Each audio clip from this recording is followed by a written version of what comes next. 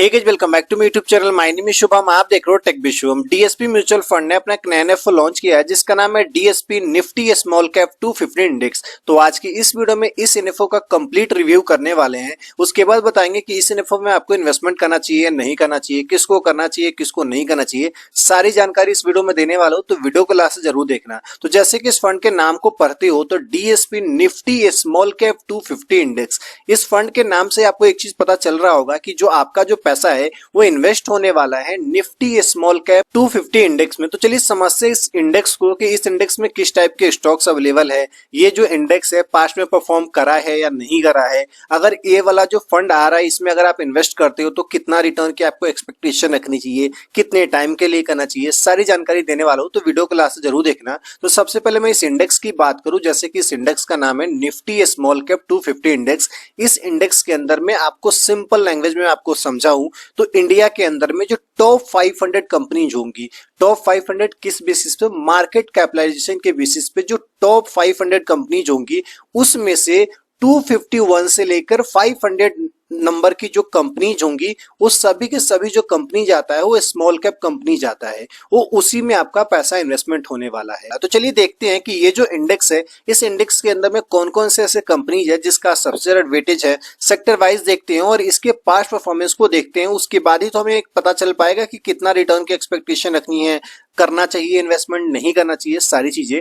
अगर इस इंडेक्स को देखोगे और इस इंडेक्स में कौन कौन से कंपनीज है, इस इंडेक्स में जो सबसे ज्यादा वेटेज रखने वाले जो कंपनीज है जिसका नाम है multi community exchange of India, जिसका वेटेज है इस इंडेक्स के अंदर में 2.29% का। लेवरस लैब लिमिटेड जिसका वेटेज है इस इंडेक्स के अंदर में 1.80%। डिलीवरी लिमिटेड जिसका वेटेज है इस इंडेक्स के अंदर में 1.21% का। इसी तरीके से बहुत सारी कंपनीज है जिसका लिस्ट आपके स्क्रीन पर दिख रहा है, वेटेज का परसेंटेज भी दिख रहा है। तो चलिए देखते हैं सेक्टर वाइज थोड़ा सा। अगर आप सबसे ज्यादा सेक्टर वाइज देखोगे तो फाइनेंशियल सर्विसेज जिसका वेटेज है इस इंडेक्स के अंदर में 22.96% का। हेल्थ केयर है जिसका वेटेज है इस इंडेक्स के अंदर में 14.09% का। कैपिटल एंड गुड्स है जिसका वेटेज है 13.05% का। और भी कुछ सेक्टर है जिसका लिस्ट आपके स्क्रीन पर दिख रहा है। मेन चीज मैं देखूं कि ये जो इंडेक्स है पास्ट में परफॉर्म करा है या नहीं करा है तो कितना रिटर्न दिया है। इस इंडेक्स के पास्ट के परफॉर्मेंस को देखोगे तो ये इंडेक्स लास्ट के 1 ईयर में -1.90% का रिटर्न दिया हुआ है। लास्ट के 5 ईयर में 29.30% का रिटर्न दिया हुआ है।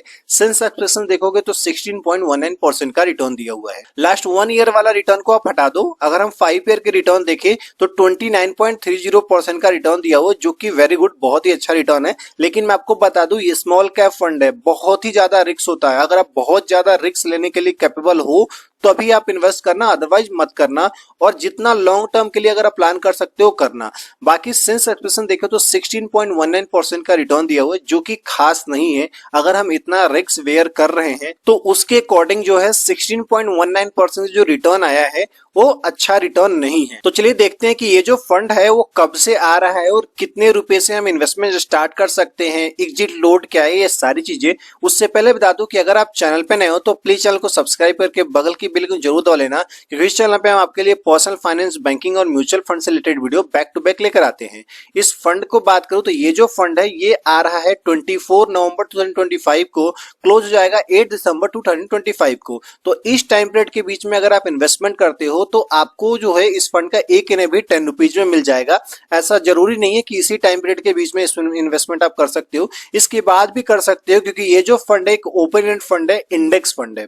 बाकी एग्जिट लोड की बात करूं तो एग्जिट लोड कुछ भी नहीं है। और इस फंड के जो फंड मैनेजर है अनिल जी है और दीपेश जी है। और इस फंड का जो बेंचमार्क है निफ्टी स्मॉल कैप 250 इंडेक्स है। तो चलिए बताते हैं कि इस फंड को लेकर मेरा क्या ओवरव्यू है, किसको इन्वेस्ट करना चाहिए, किसको नहीं करना चाहिए, सारी चीजें।